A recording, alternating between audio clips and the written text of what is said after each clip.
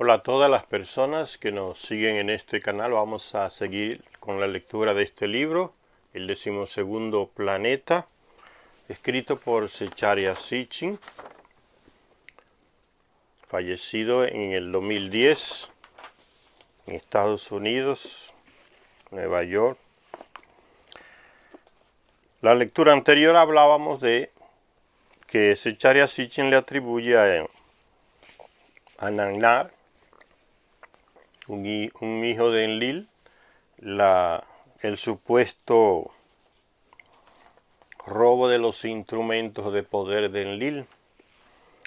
Y ahora continuamos en la parte que dice que se fue a Harán, una antigua ciudad que se menciona en la Biblia, que queda hoy más o menos al sureste de Turquía, Harán.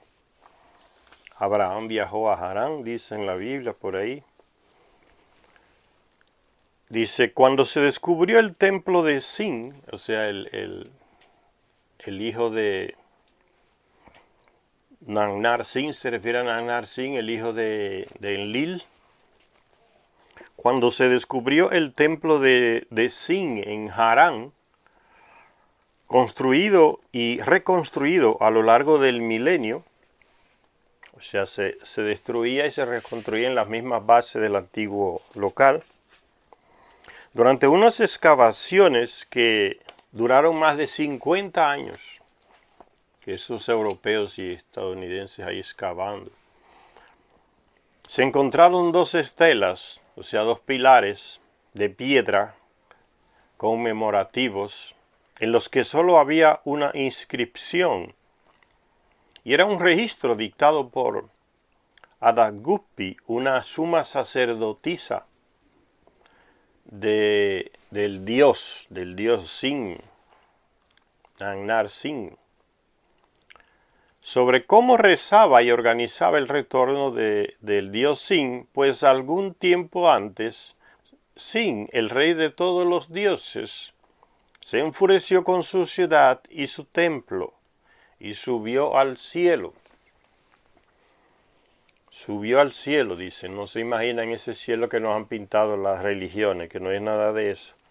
Cuando aquí se habla de cielo se refiere o a Nibiru o a algún otro planeta, Marte o la Luna, al espacio, ¿no? Algún lugar en el espacio, algún otro planeta.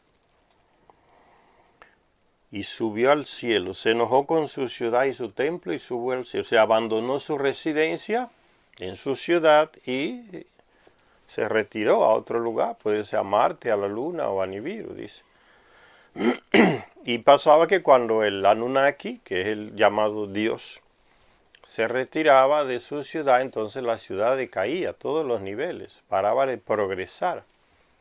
Porque el Anunnaki con su conocimiento, con su tecnología, era que ayudaba a mantener el poder del rey, a mantener la prosperidad en la ciudad, tenían los recursos tecnológicos y del conocimiento para hacer avanzar su ciudad. Y mantenía entonces el poder del rey, porque tenían armas ellos que los reyes y los terrestres no tenían. Sigue diciendo, el hecho de que Sin, disgustado o desesperado, simplemente hiciera las maletas y subiera al cielo, viene corroborado por otras inscripciones.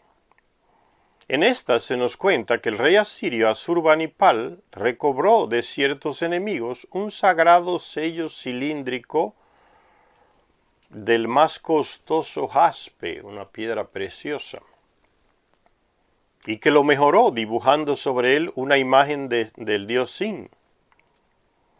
Después inscribió sobre la sagrada piedra un elogio a Sin y lo colgó alrededor del cuello de la imagen del dios Sin. En ese sello pétreo, o sea, de piedra, en ese sello pétreo de Sin debió de ser una reliquia. Ese sello pétreo de Sin debió de ser una reliquia de antaño, pues se dice más adelante que es el sello en el cual su rostro fue dañado en aquellos días, durante la destrucción llevada a cabo por el enemigo. Alguien invadió la ciudad y destruía muchos. A veces los invasores eran de otra ciudad donde reinaba otro Anunnaki, otro dios, como ellos decían, y destruían todo lo que hacía referencia al dios de esa ciudad. Y se le deformaron el rostro. Esa política se usa hoy.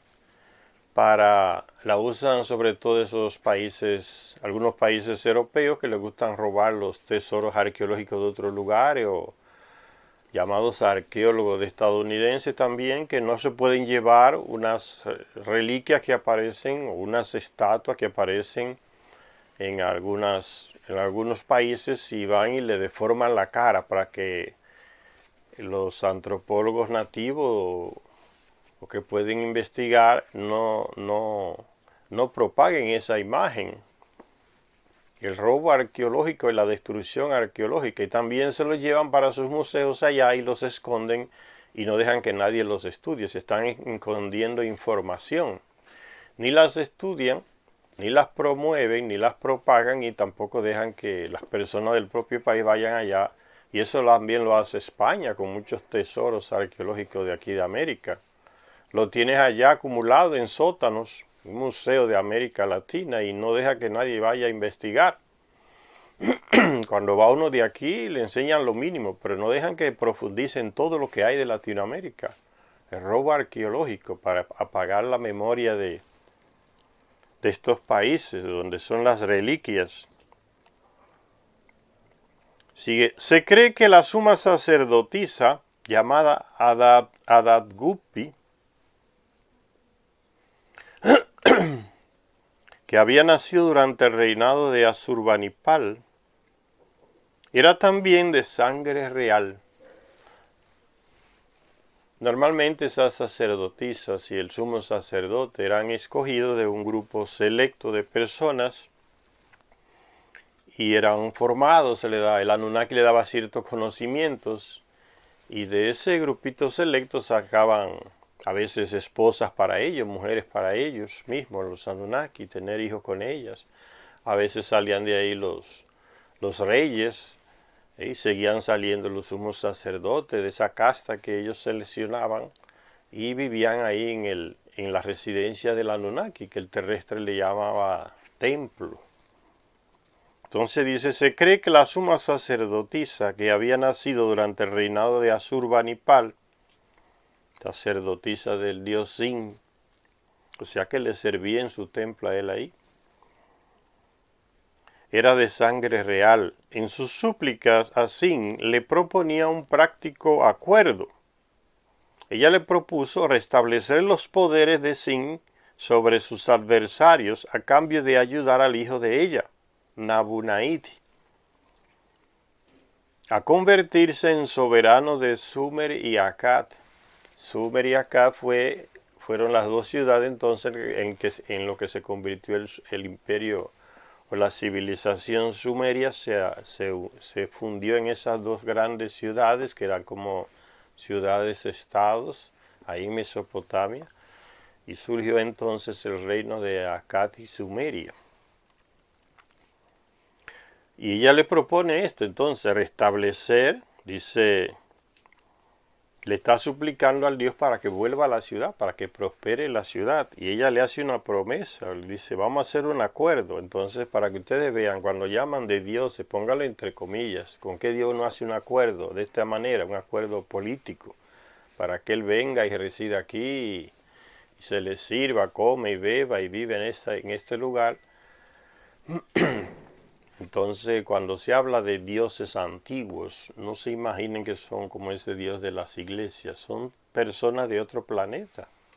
Es mejor porque así se entiende más fácil, porque si tienen esa idea de Dios, un ser supremo, no sé de cuándo, como dicen las religiones, no se va a entender estos libros de Zecharia Sitchin. Esos llamados de dioses simplemente son personas que tienen una sabiduría, más que nada una sabiduría, millones de años más de enfrente que nosotros, tienen un ciclo de vida más largo que el de nosotros, miles de años más largo. Entonces el terrestre los ve como, engañaron al terrestre para que le llame dioses. Ya eso lo explicamos en otros vídeos. Dice, se cree que la suma sacerdotisa era de sangre real porque ella le propone al Dios que se fue molesto, se fue de la ciudad, se fue de su residencia, le propone un acuerdo, dice, restablecer los poderes de Sin sobre sus adversarios a cambio de ayudar al hijo de ella, Nabunaid, a convertirse en soberano de Sumer y Akkad. ¿Qué significa esto? ¿Cómo es que ella va a ayudar a un dios? No, lo que pasa es que si él nombra al hijo de ella como el rey en esa ciudad, él le va a proporcionar las armas, lo va a ayudar a formar los ejércitos para que ese rey conquiste territorios, robe territorios a sangre y espada y se los someta a esa ciudad y restablezca entonces. Así que Sin venga a reinar ahí, él va a tener la veneración y el servicio asegurado y el rey también va a tener su protección. Esos son los acuerdos. Restablecer los poderes de Sin sobre sus adversarios. Ven, habla de guerra. A cambio de ayudar al hijo de ella, Nabunaid, a convertirse en soberano de Sumer y Akkad. Los archivos históricos confirman que en el año 555 a.C., Nabunaid, entonces comandante de los ejércitos babilonios, fue nombrado por sus colegas militares para el trono. Para esto se decía que había sido ayudado directamente por Sin. A veces esos llamados de dioses acompañaban a los mismos reyes en la guerra, combatiendo y matando terrestres. Tenían armas y poderes, donde se habla mucho de esos dioses participando en la guerra de Troya, cuando los griegos aquellos los saqueos destruyeron a Troya. Ahí se habla de la participación. Dice que el conflicto entre donde miles de terrestres murieron, lo provocan ellos, los llamados dioses, para ver, parece que son como obsesionados por la guerra, en tanto y cuanto se mate terrestres y no Anunnaki en esas guerras. Es como le metieron al terrestre también ese genoma de la guerra, de estar queriendo matar, y como que no tienen otra cosa que hacer esos llamados dioses y se dedicaban a ver a los terrestres matándose entre ellos. Dice, los archivos históricos confirman que en el año 555 a.C., Nabunaid, entonces comandante de los ejércitos babilonios, fue nombrado por sus colegas militares para el trono. Para esto se decía que había sido ayudado directamente por el dios Sin. Sucedió que, según nos dicen las inscripciones de Nabunaid, en el primer día de su aparición, que Sin, utilizando el arma de Anu, la tecnología Anunnaki, Anu es el rey de Nibiru, el arma de Anu, fue capaz de tocar con un rayo de luz. ¿Qué arma es esa? Pues hay que imaginar ese tipo de arma, o armas que usaban plasma o rayos. No son las bombitas que tenemos hoy. Habla de misiles también, una tecnología millones de años avanzada que ya se usó en la antigüedad y todavía aparecen restos de esa tecnología antigua. Y los llamados científicos y expertos dicen que no saben qué será. Está fuera de tiempo. Un monte de ignorantes que no, escondiendo la verdad a la gente. Y dice, fue capaz de tocar con un rayo de luz los cielos y aplastar a los enemigos abajo en la tierra. ¿Qué arma sería esa? Es difícil imaginársela con una tecnología de millones de años avanzada delante de nosotros. Un rayo de luz tocó los cielos y aplastó a los enemigos abajo en la tierra. Puede ser que haya sido el ataque desde una nave, porque tenían naves aéreas. Nabunaid mantuvo la promesa que su madre había hecho. Entonces, como fue, el acuerdo se realizó, porque eso es lo que está diciendo, ¿no? El dios Sin ayudó entonces a vencer a los enemigos con ese tipo de armamento, tocar con un rayo de luz. los cielos y aplastar a los enemigos bajo la tierra. Entonces se dio el acuerdo. Él proveyó el arma que ayudó a aplastar a los enemigos y conquistar de nuevo entonces los territorios. Nabunai mantuvo la promesa que su madre había hecho al Dios. Reconstruyó el templo de Sin, el Ejulul, casa de la gran alegría, se llamaba el templo, la residencia, y declaró a Sin como Dios supremo.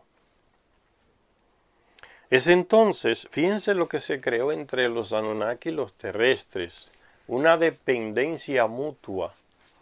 Unos sirven y otros son servidores, entonces uno necesita al otro, porque el más poderoso da la protección, da las armas, tiene el conocimiento, tiene la tecnología, y el otro le sirve como instrumento para hacer ciertas cosas que el Anunnaki no hace. Irse a matar en la guerra. En medio de los terrestres pueden matarlo, como sucedió algunas veces. En la guerra de Troya se ve que uno de ellos fue herido y tuvo que salir corriendo.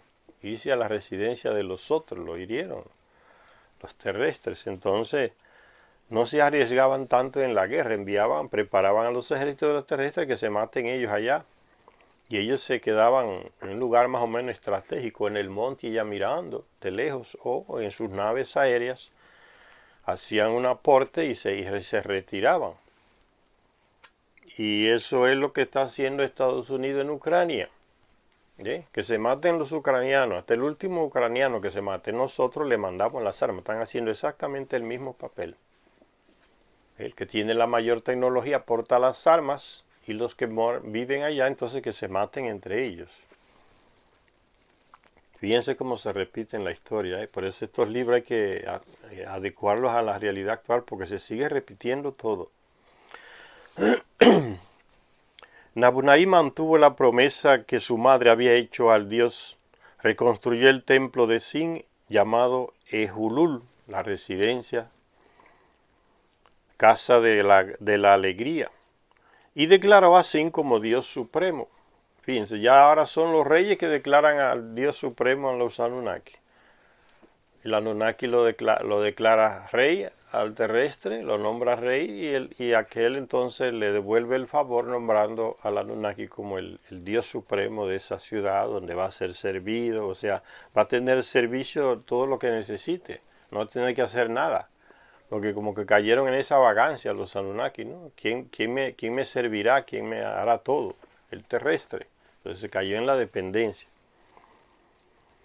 Y dice que Nabunai mantuvo su promesa, la promesa que había hecho su madre, la sacerdotisa, y declaró a Sin como Dios supremo. Es entonces cuando Sin pudo haber tomado en sus manos el poder del cargo de Anu, esgrimir todo el poder del cargo de Enlil, asumir el poder del cargo de Ea o Enki, tomando así en sus propias manos todos los poderes celestiales. Así derrotando al usurpador Marduk, incluso haciéndose con los poderes del padre de Marduk, que es Ea Enki, Sin asumir el título de creciente divino, una etapa de la luna, y establecía su reputación como el llamado Dios Luna.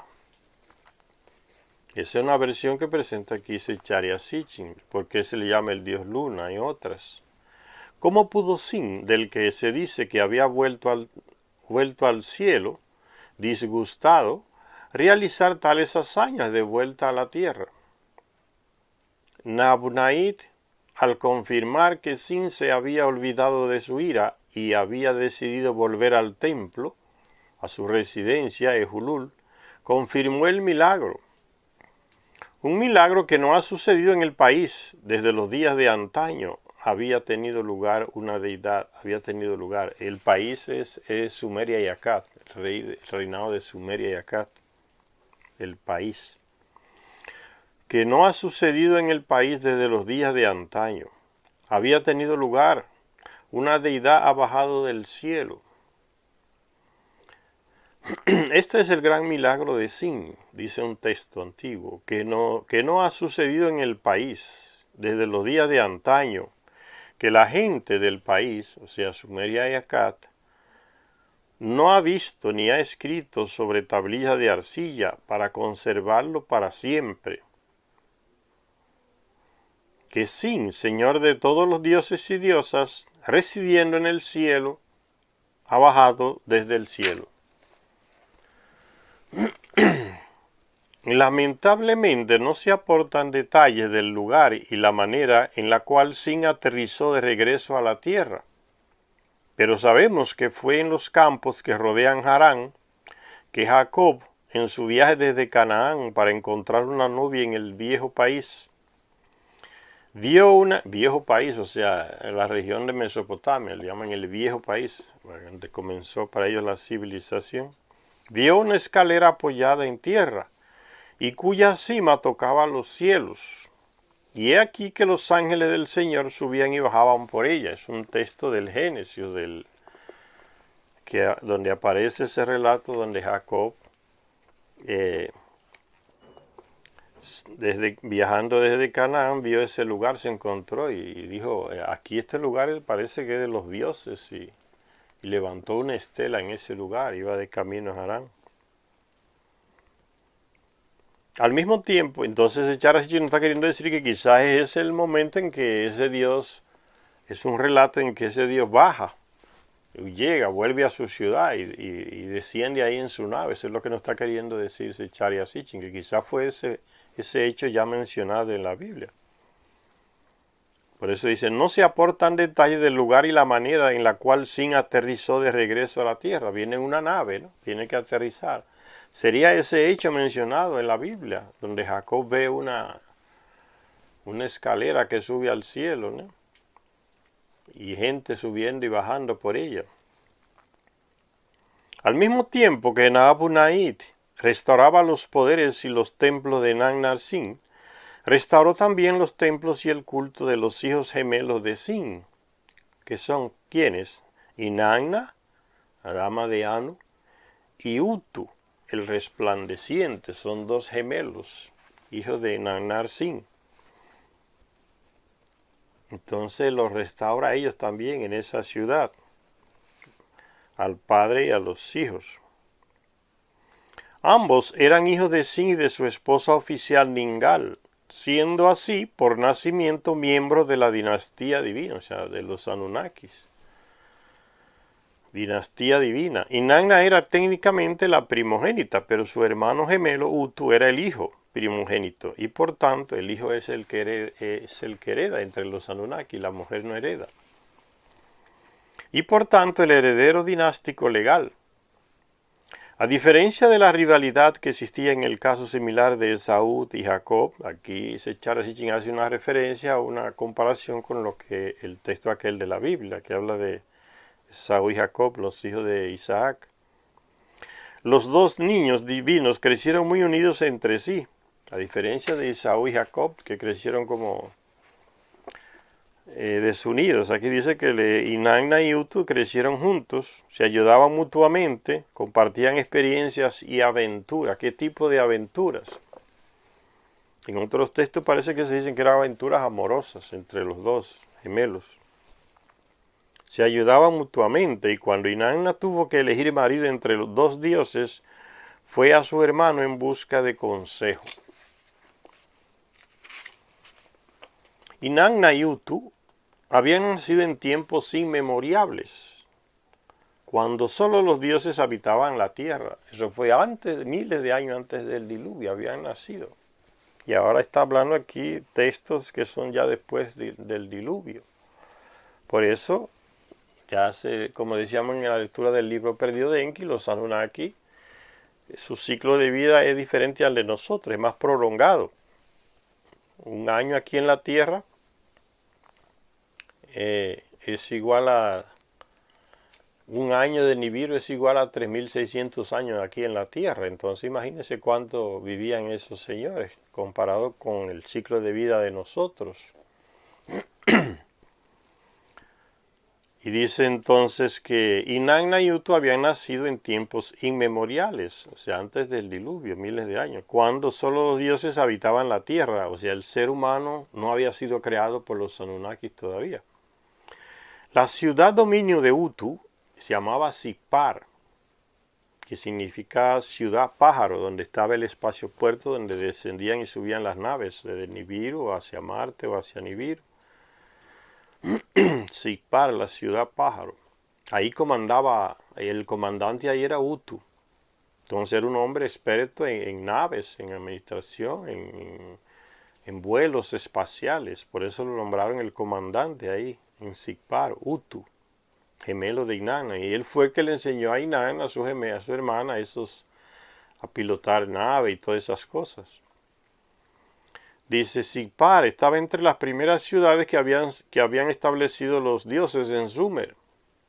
Nabu-Nai decía en una inscripción que cuando emprendió la reconstrucción del templo de Utu, llamado Ebarbara, casa resplandeciente, en Sigpar, pues dice, busqué su antigua plataforma cimiento, o sea, la que había sido cubierta por el diluvio, y profundicé 18 codos en el suelo. Utu, el gran señor de Ebarbara, me mostró personalmente, ven cómo andan los dioses personalmente al lado del rey, mostrándole dónde estaban las bases de la antigua ciudad de Sigpar, para encima de esos levantar otra nueva Sigpar. Entonces, dioses son personas que se mezclan con los terrestres para luchar, a veces acompañarlo en la guerra, o, como dice aquí, personalmente me mostró, mostrándole un lugar donde estaba una ciudad antigua, de miles de años atrás. Me mostró personalmente la plataforma, cimiento, de Naram-Sin, hijo de Sargón, que durante 3200 años ningún rey antes que yo había visto. Le está mostrando el dios Sin a este rey Nabu-Nai los cimientos de la antigua Sigpar para que él levantara otra ahí. Dice, hacía 3200 años atrás ningún rey antes que yo había visto. Y Sin ya reinaba en esa ciudad destruida. Más de 3200. Imagínense el ciclo de vida de esos personajes. Vivir para ellos 30.000 años, 100.000 años, 50.000 años, eso es poco. Su ciclo de vida es así, no es que sean dioses. Cuando la civilización floreció en Sumer y el hombre se unió a los dioses en el país entre los ríos, o sea, ya el terrestre existía y como vimos en el libro perdido de Enki, llegó una etapa en que los Anunnaki necesitaban de los terrestres siempre y construyeron ciudades, le enseñaron a los terrestres a construir ciudades también, a trabajar ladrillos, y después ellos decidieron, los Anunnaki, construir también ciudades para los terrestres, y también ellos vivían en esas ciudades donde vivían los terrestres, siendo atendidos y servidos como los dioses. Entonces fueron etapas. Primero vivían ellos solos y los terrestres vivían apartados. Después se les dejó a los terrestres vivir en las ciudades de los dioses. ¿Para qué? Para que los sirvieran. Necesitaban servidores. Son etapas de la relación entre los Anunnaki y los terrestres, los llamados dioses. Cuando la civilización floreció en Sumer y el hombre se unió a los dioses en el país entre los ríos, Utu estaba relacionado principalmente con la ley y la justicia. O sea, fue como de los primeros que implantó el sistema legal, la ley y la justicia en las ciudades donde vivía. Y de ahí la aprendieron los terrestres. Sobre todo los reyes, que eran de ese círculo de personas, como ya les dije, formados en la residencia de los Anunnaki, con ciertos conocimientos. Una élite se fue formando, usando un lenguaje actual, se fue formando esa élite ahí.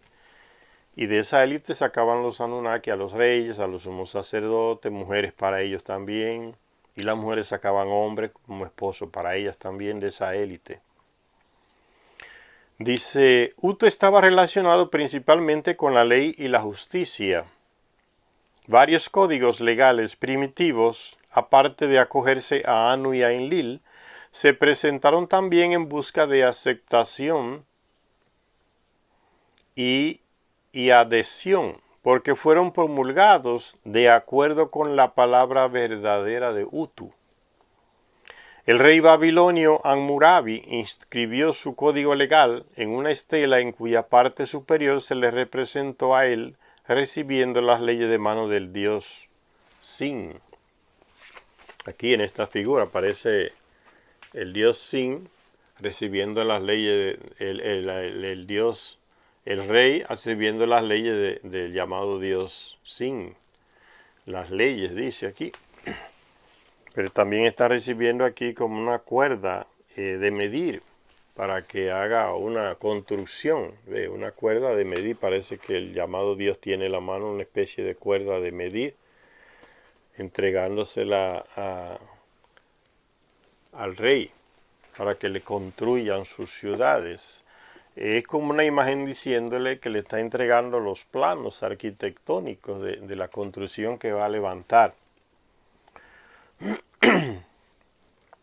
Muchas tablillas descubiertas en Sippar, esa ciudad donde estaba el espacio puerto, atestiguan la reputación de la ciudad en tiempos antiguos como lugar de leyes justas y buenas para los terrestres. Algunos textos representan al mismo Utu juzgando a dioses y hombres. Sippar fue de hecho la sede del Tribunal Supremo de Sumer. La justicia por la que abogaba Utu recuerda al sermón de la montaña en el Evangelio, que da Jesucristo, el sermón de la montaña. Hay un planteamiento de lo que se entiende Jesús como justicia en el sermón de la montaña. Recuerda el sermón de la montaña que se registró en el Nuevo Testamento. Una tablilla de sabiduría sugería que el siguiente comportamiento del rey, el gobernante, para con su pueblo, era el comportamiento que quería Utu, que complacía a Utu. Dice, ni siquiera hagas daño a tu oponente. Al que te haga mal, recompénsale con bien. Hasta a tu enemigo, que se haga justicia. No dejes que tu corazón sea inducido a hacer el mal. Al que pide limosna, dale alimentos para comer. Dale vino para beber. Sé servicial, haz el bien. Eso también nos deja ver que ya existían los pobres. La sociedad se fue clasificando. Habla aquí de defender al más pobre. Entonces ya existía esa situación de pobreza, de miseria. No tener ni para comer y tener que pedir limosna en las calles. Por garantizar la justicia e impedir la opresión, eso es lo que entendía entonces lo que nos viene de Utu, que debía de entender si le agradaba a él cuando el rey practicaba la justicia en ese sentido, de favorecer a los más pobres. Y para el día de hoy eso se aplica a cualquier gobernante. Defender al pueblo, no robarse el dinero del pueblo, el dinero público. Hay como una debilidad de los gobernantes que hemos tenido en todos los países del mundo en echarle mano al dinero público para beneficiar a otros que ya tienen demasiado. Los imperios hacen eso también, ¿no? Benefician a los grandes banqueros, a los grandes empresarios, no los dejan caer. Pero a los pobres que se están muriendo en la miseria no los levantan. ¿Y qué es lo que vemos hoy, señores? Fíjense cómo vuelve y se actualiza la cosa. ¿A quién le está dando Biden de Estados Unidos millones y millones, casi mensual, a los ladrones de Ucrania? Porque 5 o 6 años atrás Ucrania era el país más corrupto del mundo. Por eso ni lo aceptaban en la Unión Europea. Demasiado corrupción. No el pueblo ucraniano, sus gobernantes, la élite más corrupta de Europa. Ese país es horrible. Son la gente que están gobernando todavía ahí. Y a esa gente que le está mandando Estados Unidos y Europa millones y millones de euros, de dólares. Y encima también armas. Ni un centavo para Haití, ni un centavo para África. Y le siguen manda y manda dinero. Y el dinero ustedes creen que está llegando al pueblo ucraniano. No, hay gente que está muriendo de hambre, no tiene ni cereales. Ese dinero se le están repartiendo a las empresas estadounidenses que ya están en Ucrania. Se fueron corriendo a esperar que llegara el dinero. Es la corrupción. Y son esos los que están bebiendo el dinero que aprueba el Congreso de Estados Unidos, que manda el presidente la ley, la firma la ley. Son esos que están recibiendo el dinero enviado para Ucrania. Y algunas de las élites de Ucrania se están beneficiando, hasta vendiendo las armas a otros países. Es el gran negocio. No es ayudando al pueblo de Ucrania como ellos cantaletean en la media que ya está vendida, en los medios de comunicación vendidos. No es al pueblo de Ucrania que están ayudando, es a los ricos allá y a la élite que se creó allá corrupta, junto con los grandes empresarios, comerciantes, estadounidenses que están allá lucrando, esperando que llegue el dinero, echárselo en el bolso. Es un toma y vuelve el dinero al mismo que lo está supuestamente donando. Un gran negocio, con la excusa de la guerra de Putin. Dice, muchas tablillas, es que ese era el tipo de justicia que a Utu le agradaba, ¿no? Decíamos, por garantizar la justicia e impedir la opresión y quizás por otras razones, como veremos más adelante, Utu fue considerado el protector de los viajeros. Sin embargo, los epítetos más habituales y duraderos que se le aplicaron a Utu tenían que ver con su resplandor. Desde tiempos muy antiguos se le llamó Bagbar, el resplandeciente. Era Utu el que derrama una gran luz, el que ilumina cielo y tierra. Eso podía hacer referencia a que era el comandante de Sigpar y era el que enviaba esos cohetes que soltaban una luz inmensa y iluminaban todos los alrededores. Porque también los Anunnaki tenían esa, ya le dije antes, le brillaban más los ojos. Vienen de un planeta donde el sol es más débil. Entonces le brillaban más los ojos y eso era una característica física de ellos en relación a los terrestres.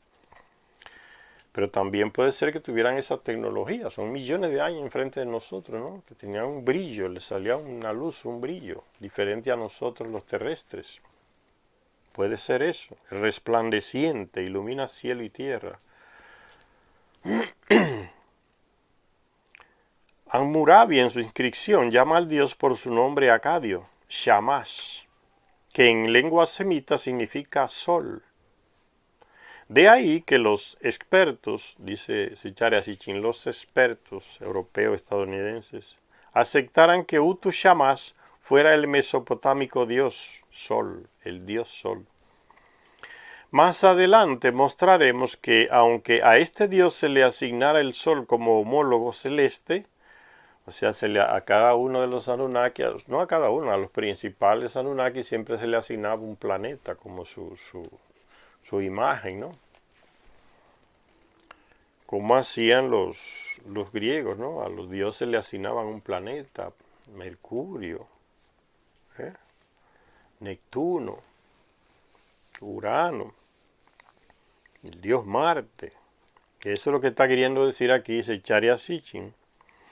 Más adelante mostraremos que, aunque a este dios se le asignaba el sol como homólogo celeste, hubo otro motivo para afirmar que derramaba una brillante luz. Hubo otro motivo. Dice Zecharia Sitchin que más adelante en este libro va a mostrar eso. Cuando llevaba a cabo las tareas que le había asignado su abuelo Enlil. Del mismo modo que en que los códigos legales y los archivos judiciales son los certificados humanos de la presencia real entre las antiguas gentes de Mesopotamia, de una deidad llamada Utu Shamash. Existen también innumerables inscripciones, textos en salmos, oráculos, oraciones y representaciones que atestiguan la existencia y la presencia física de la diosa Inanna, cuyo nombre acadio era Ishtar. Un rey de Mesopotamia del siglo XIII a.C. decía haber reconstruido su templo en la ciudad de su hermano, Sigpar, sobre unos cimientos que en aquel momento tenían 800 años de antigüedad. Pero en su ciudad central, Uruk, los relatos sobre ella se remontaban a los tiempos de antaño. Ahora está hablando de Inanna, la gemela de Utu. Conocida por los romanos como Venus, como la historia de los Anunnaki, esa historia de los Anunnaki pasa de una cultura a otra y simplemente le cambian los nombres, pero son los mismos personajes. En Asia, en Oriente Medio, aquí en América, son los mismos personajes con otros nombres. Porque tenían naves que podían desplazarse de un lugar a otro del planeta. Conocida por los romanos como Venus, por los griegos como Afrodita, Astarte por los cananeos y los hebreos, Ishtar o Esdar para los asirios, babilonios, para los hititas y otros pueblos de la antigüedad, Inanna, Inin o Ninni para los acadios y los sumerios, y por otros de sus muchos apodos o epítetos. Ella fue en todas las épocas la diosa de la guerra y la diosa del amor. Son dos características de Inanna. Diosa de la guerra y diosa del amor. Sexualmente era suelta, liberal como diríamos hoy, y también guerrera. Una mujer feroz y hermosa que, aun siendo nada más que la bisnieta de Anu, se ganó por sí misma y por sí misma un lugar importante entre los grandes dioses del cielo y de la tierra, ambiciosa por el poder hasta el extremo. Y llegó un momento en que conquistó el poder. Como una diosa joven que era, al menos en apariencia, tenía asignado un dominio en una tierra lejana al este de Sumer.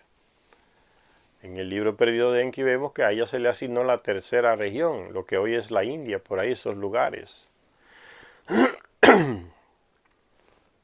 Afganistán, Pakistán, la India, todas esas regiones por ahí, montañosas, era la tercera región que se le asignó a la diosa, a la llamada diosa Inanna. Y donde había una gran ciudad, la ciudad de Arakta, que todavía están las ruinas por ahí, en Afganistán y la India, por ahí, entre eso, Pakistán y la India, en esos lugares por ahí aparecen las ruinas de Arakta todavía. Ella fue en todas las épocas la diosa de la guerra y la diosa del amor. Entonces, como una diosa joven que era, al menos en apariencia, tenía asignado un dominio en una tierra lejana al este de Sumer. Como le estoy diciendo, ¿no? Al este de Sumer queda la India, Pakistán, Afganistán, esas regiones montañosas por ahí. La tierra de Arakta fue allí donde la noble Inanna, reina de todo el país, tuvo su casa, tenía su templo, su residencia en esa tercera región que le dio. Pero como vimos en el libro perdido de Enki, ella no se conformó con su región, la desarrolló poco, quería meterse aquí en la región de Edín, en la Mesopotamia, y ahí consiguió una ciudad. En base a sus amoríos con su bisabuelo Anu, consiguió una ciudad ahí, una nave también, en la Mesopotamia. Dice, Inanna tenía ambiciones mayores en la ciudad, no se conformó con la ciudad ya en su región, la tercera región que se le asignó. Pero Inanna tenía ambiciones mayores. En la ciudad de Uruk, ahí en Mesopotamia, se erguía el gran templo de Anu, ocupado por este solo durante sus ocasionales visitas de estado al planeta Tierra. Venía de Nibiru, como el rey allá, en varias ocasiones visitó el planeta y se le hospedaba en esa ciudad, en ese que tenía un templo ahí, una residencia lindísima que se construyó especialmente para cuando él viniera, residiera ahí. Pero como no residía permanentemente, vivía allá en Nibiru, y se relacionó amorosamente con Inanna, su bisnieta, y le regaló esa ciudad y esa que había sido asignada para él. Dice, pero Inanna tenía, en la ciudad de Uruk se erguía el gran templo de Anu, ocupado por este solo durante sus ocasionales visitas de estado a la tierra, e Inanna puso sus ojos en esta sede del poder. Las listas de reyes sumerios dicen que el primer soberano no divino de Uruk fue Mesquiasgasher, hijo del dios Utu, a través de una madre humana. ¿Ven? Ya les decía que en los llamados templos que decían los terrestres, que las residencias de los Anunnaki, también había mujeres de esa élite que ellos formaban para que administraran sus residencias o templos. Y de esa élite sacaban ellos los reyes, sacaban a los sumos sacerdotes, pero que también de esa misma élite sacaban a las mujeres para ellos tener hijos con ellas, o amantes, o para satisfacerse también sexualmente. Y dice que y todos tenían eso, en sus ciudades tenían esa estructura. Mujeres terrestres a su disposición, de una élite, no cualquier mujer. Y las usaban. Aquí dice que este Utu tuvo dice que el primer soberano no divino, o sea que no era Anunnaki en la ciudad de Uruk, fue Mesquiasgasher, hijo del dios Utu a través de una madre humana. O sea, se casó con una terrestre, lo tuvo con una terrestre de esas que vivían en la residencia de él, en sus templos. Hijo del dios Utu a través de una madre humana. A él le sucedió su hijo Enmerkar, un gran rey sumerio. Y Nanna, por tanto, era la tía abuela de Enmerkar, porque era hermana de Utu. Y no tuvo demasiadas dificultades para persuadir a su sobrino nieto de que ella debía ser en verdad la diosa de Uruk, más que de la remota Arakta, por allá por la India, donde estaba su región. Quería vivir ahí en la región de Ledín, en la Mesopotamia, y reinar ahí. Y esa Inanna también, cuando tenía que echarle mano a uno terrestre en la cama, también le echaba mano. Por eso sexualmente era muy famosa, ¿no? Cantidad de hombres terrestres con los que tuvo un relacionamiento sexual. Dice, un largo y fascinante texto llamado Enmerkar y el Señor de Arakta, dice que Enmerkar envió emisarios a Arakta utilizando todos los argumentos posibles en una guerra de nervios, para obligar a Arakta a someterse, porque el señor Enmerkar, que es el servidor de Inanna, la hizo reina de la casa de Anu. El poco claro final del relato épico insinúa un final feliz, aunque Inanna se mudó a Uruk, no abandonó su casa en Arakta, o sea, no abandonó el reino de Arakta, pero ambicionaba vivir ahí en la región de Mesopotamia y lo consiguió. Dice Enmerkar, que es el servidor de Inanna, la hizo reina de la casa de Anu ahí en Uruk. El poco claro final del relato épico insinúa un final feliz, aunque Inanna se mudó a Uruk, no abandonó su casa en Arakta, que terminara convirtiéndose en una diosa itinerante de Arakta, que era donde estaba su reino, hacia Uruk. Iba y venía en su nave, así se la pasaba Inanna. Itinerante. Tampoco sería improbable, pues Inanna Ishtar se la conoce en otros textos por ser una arriesgada viajera. Y aparece, ya le mostramos en el libro perdido de Enki unas imágenes donde aparece ella vestida de piloto, con ropa de piloto para pilotar su nave. La ocupación del templo de Anu en Uruk no podía haber tenido lugar sin el conocimiento y el consentimiento de éste. Y los textos nos dan unas marcadas pistas sobre cómo se obtuvo ese consentimiento, cómo Inanna consiguió hacerse dueña propietaria de la residencia y de la ciudad que se le construyó a Anu cuando visitaba la tierra. Inanna no tardó en ser conocida como Anunitun. ¿De qué modo que consiguió Inanna esa ciudad y esa residencia? Fíjense, Inanna no tardó en ser conocida como Anunitun, un apodo que significa amada de Anu, su bisabuelo. A ella se refieren en los textos como la sagrada amante de Anu. Y de todo esto se desprende que Inanna no solo compartió el templo de Anu, sino también su cama. ¿Ven? Entre los Anunnaki sucede eso mucho. El abuelo con la tataranieto, la bisnieta, Para ellos eso es normal entre ellos, tener relaciones sexuales de esa manera, sí. Lo que para nosotros hoy nos ha metido en la cabeza las religiones, que es incesto. Dice, a ella se refieren los textos, la sagrada amante de Anu. Y de todo esto se desprende que Inanna no solo compartió el templo de Anu, sino también su cama. Cada vez que venía a Uruk, o en las ocasiones en que ella subía a su morada celestial, que iba a Nibiru. Después de maniobrar hasta conseguir la posición de diosa de Uruk y señora del templo de Anu, porque la señora de la residencia de Anu ahí, en Uruk. Ishtar recurrió al fraude para potenciar la posición de Uruk, así como sus propios poderes. Lejos Éufrates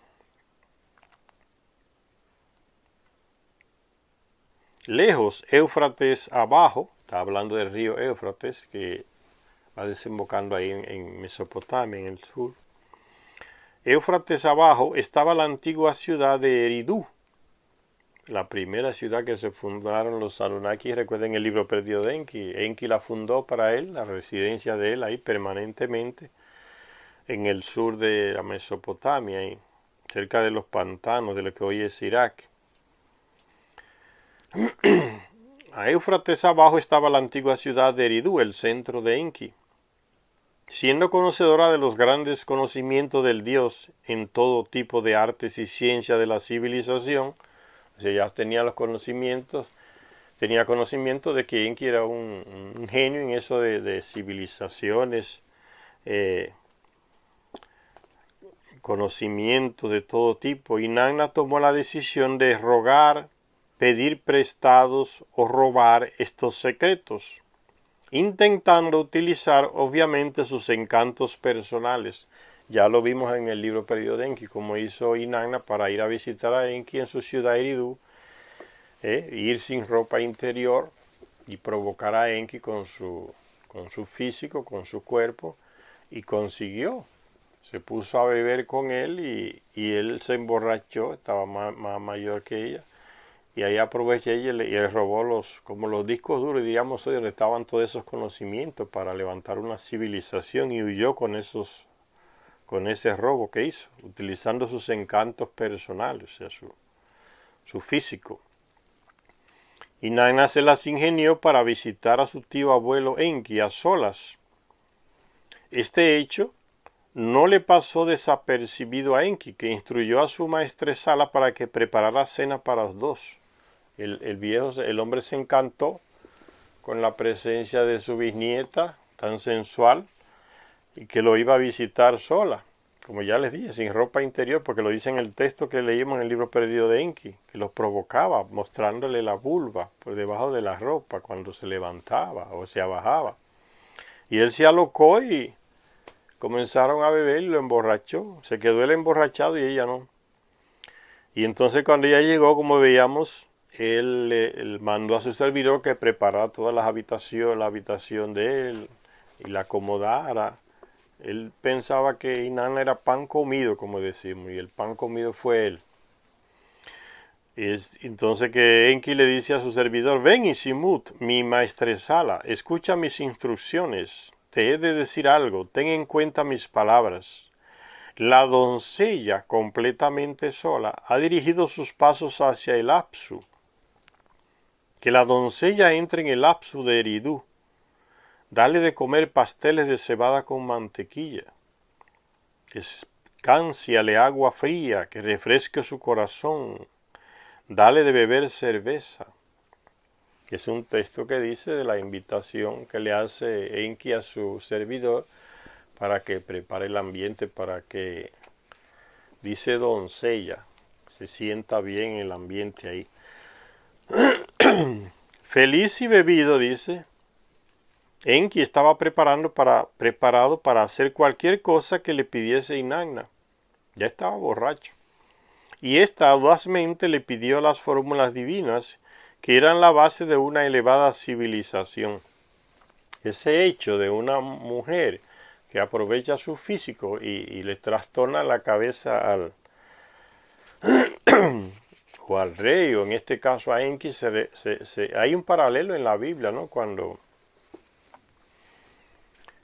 una de las tribus de los judíos le corta la cabeza a un rey ahí, hay que era un rey babilónico, y también cuando en el Nuevo Testamento también hay otro paralelo en donde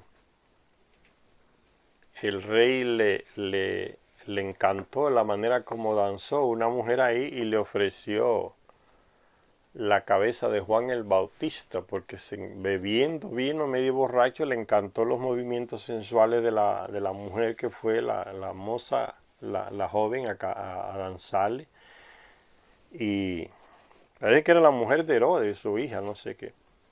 Y le pidió, el rey le dijo, pídeme lo que quieras que te lo daré. O sea, una locura así solo sale de una gente que está medio borracho. Y el rey le dijo, pídeme lo que quieras, porque la vio danzando, se le fue la cabeza. Y ella le pidió, dame la cabeza de Juan Bautista, porque eso le dijo la mamá, porque Juan Bautista atacaba a la mamá de ella, ¿no? Diciéndole que estaba viviendo como concubina del rey ahí, en situación ilegal. Son paralelos que hay en la Biblia sobre este caso de Inanna, y no dudamos de que esos paralelos tuvieran esa base aquí. La de Inanna, cuando fue donde Enki, le sacó lo que ella quería en base a su inteligencia y a su físico. El poder del físico femenino es grande sobre los hombres. La mayoría de los hombres baja la guardia cuando llega una mujer y se le ofrece como la débil, la que va a ser conquistada, la fácil de conquistar. La psicología masculina educada de esa manera fácilmente cae en las armadillas, en las redes de esa mujer que va a conseguir un objetivo. Dice, feliz y bebido, dice, que estaba borracho. Enki estaba preparado para hacer cualquier cosa que le pidiese Inanna. Y ésta audazmente le pidió las fórmulas divinas. Como la hija de la que era amante de Herodes, le pide, dame la cabeza de Juan Bautista en una bandeja, para que ya deje de molestar a mi madre. Y ésta audazmente le pidió las fórmulas divinas, como unos discos duros, que eran la base de una elevada civilización, todo ese conocimiento que había ahí. Enki le dio alrededor de 100 de ellas,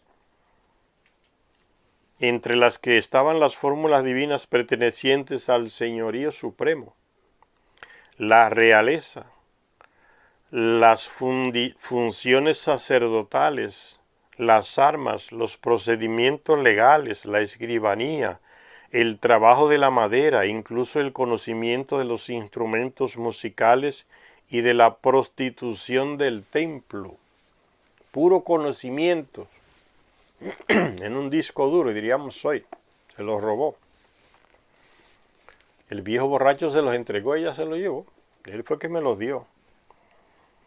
Fíjense, puro conocimiento. La prostitución sagrada en los templos la implanta Inanna. Aunque ya otros Anunnaki usaban eso, como ya vimos, usaban los servicios que tenían de tantos terrestres, hombres y mujeres en sus residencias, llamados templos, para tener relación sexual con terrestres, mujeres disponibles ahí también. Inanna inicia esa prostitución sagrada en sus ciudades, sus residencias. Para cuando Enki despertó y se dio cuenta de lo que había hecho, se le fue la borrachera. ¿Qué fue lo que yo hice? Le entregó lo que no le quería entregar a Inanna. Para cuando Enki despertó y se dio cuenta de lo que había hecho, Inanna ya estaba volviendo a Uruk. Enki ordenó perseguirla con sus terribles armas. En el libro perdido de Enki se nos dice que ya Inanna en su nave volvió a Uruk, y Enki en una nave más poderosa mandó a su servidor a perseguirla y la alcanzó, pero Inanna ya había hecho un plan y la alcanza, y ya los discos duros, eso como decimos, ya no estaban con ella. Para cuando Enki despertó y se dio cuenta de lo que había hecho, Inanna ya estaba volviendo a Uruk. Enki ordenó perseguirla con sus terribles armas, pero fue en vano, pues Inanna se había ido a toda velocidad en su barco del cielo, o sea, en su nave. Con bastante frecuencia se representa a Ishtar o Inanna como a una diosa desnuda, por esa capacidad que tenía de utilizar su sexualidad para conseguir sus objetivos. Desnuda, haciendo gala de su belleza. Hay veces en que incluso se la representaba levantándose las faldas para mostrar las partes bajas de su anatomía, como en esta figura que ya le mostré en el libro Perdido de Enki. Aquí está ella mostrando sus partes desnudas, ¿no? Sus partes bajas, sus partes íntimas. Entonces sigue diciendo: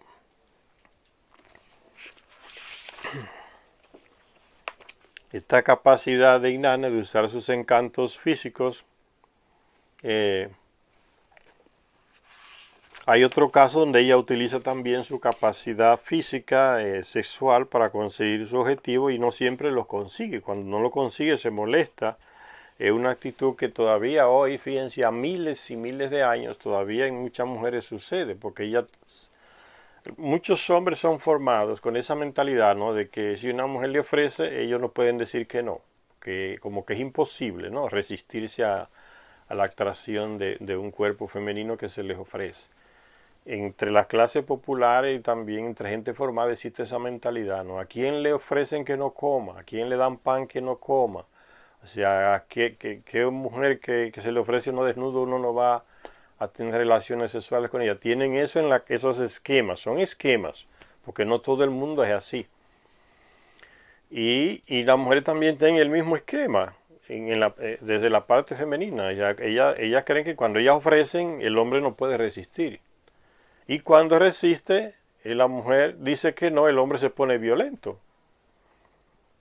Porque él cree que el hecho de que ella le ofreciese eso ya tiene que consumarse el acto sexual. Entonces, él también se pone violento porque no cree que debe de conseguirse hacer sexo con esa mujer que se está ofreciendo.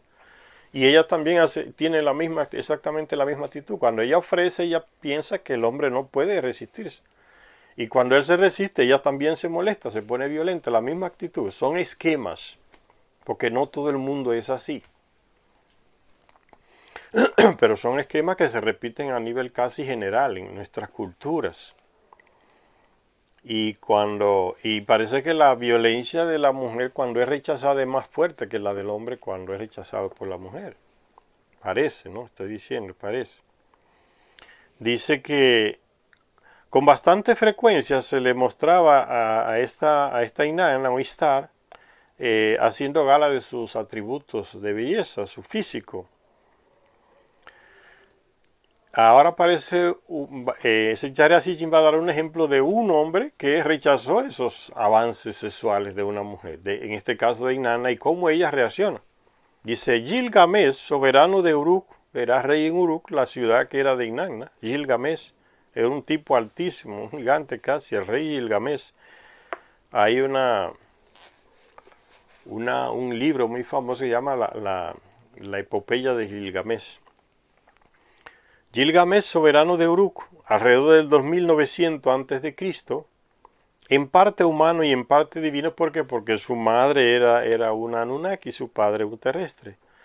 Y en parte divino por ser hijo de hombre terrestre y de Anunnaki o diosa.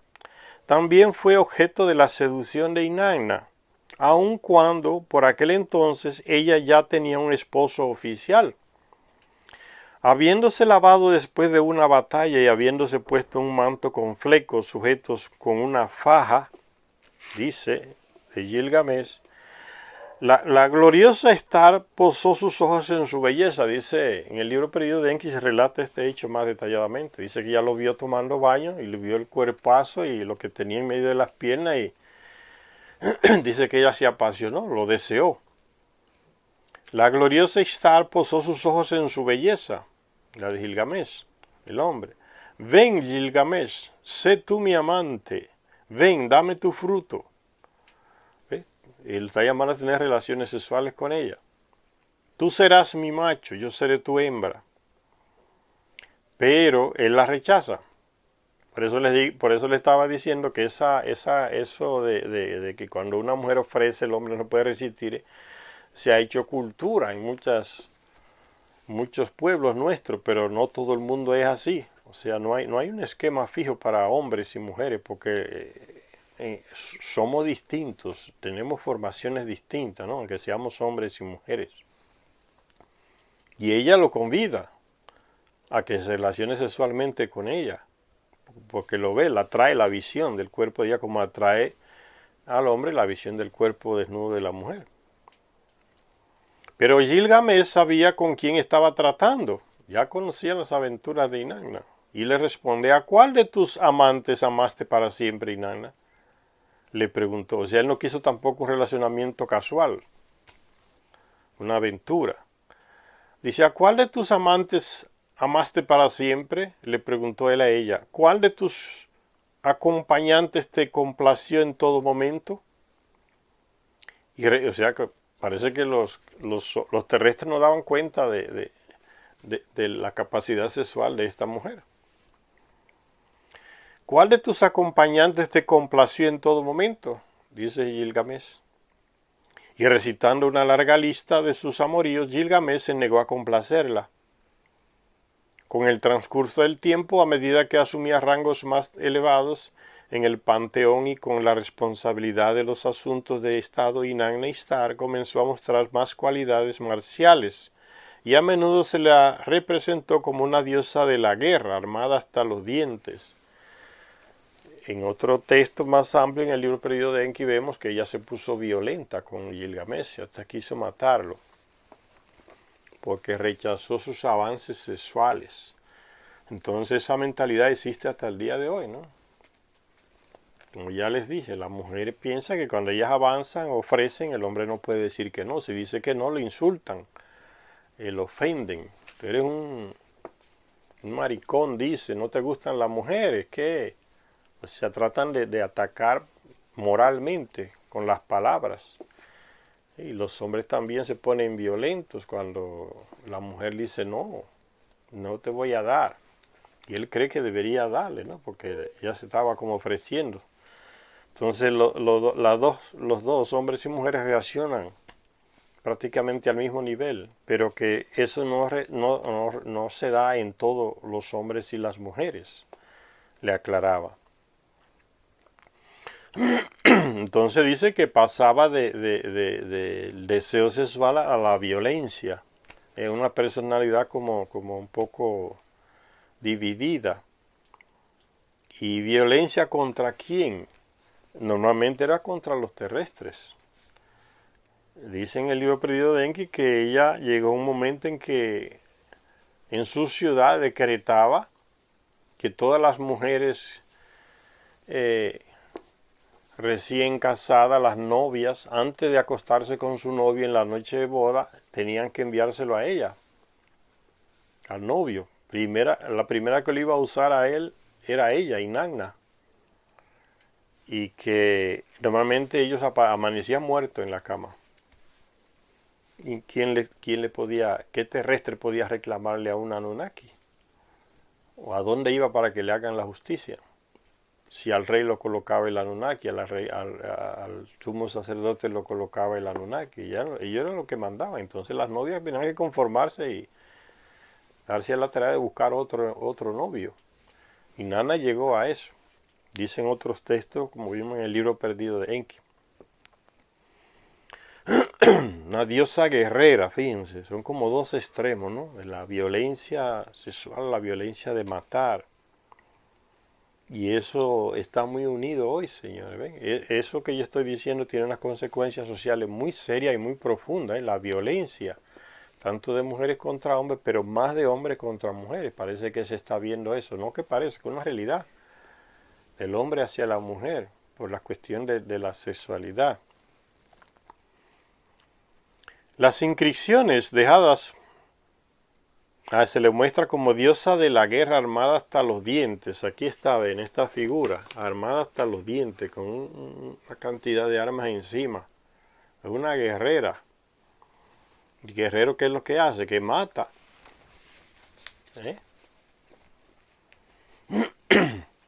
Las inscripciones dejadas por los reyes asirios relatan cómo iban a la guerra por ella y bajo sus órdenes. Ella mandaba a los terrestres a hacer guerra, a matar, y a veces les ayudaba.